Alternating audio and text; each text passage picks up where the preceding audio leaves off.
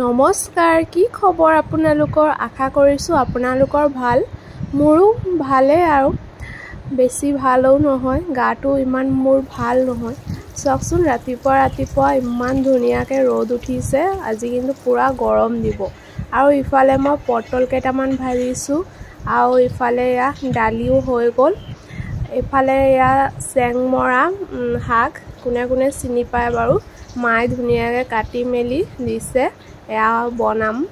ৰাতিপুৱাই বজাৰৰ পৰা এয়া শিঙি মাছ আৰু কুচিয়া মাছ লৈ আহিলে আৰু কেইটামান সৰু সৰু মাছ আনিছে।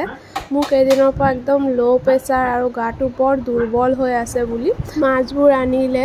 আৰু এফালে এয়া মচন্দৈ, ভেদাইলতা, বাদামেৰে চাটনি এটা বনাইছে মায়ে। এতিয়া এয়া চেংমৰাখিনি শাকখিনি ভাজি লওঁ ব'লক।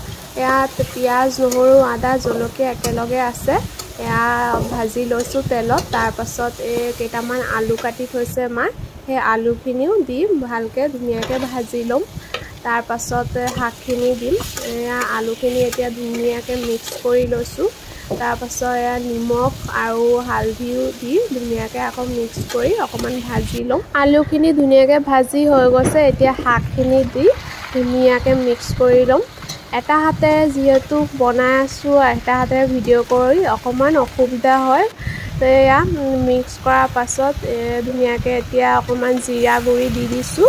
এতিয়া ধুনীয়াকৈ ভাজি ল'ম। অকণমান ভাজি লৈ তাৰপিছত অকণমান পানী দি দিছোঁ।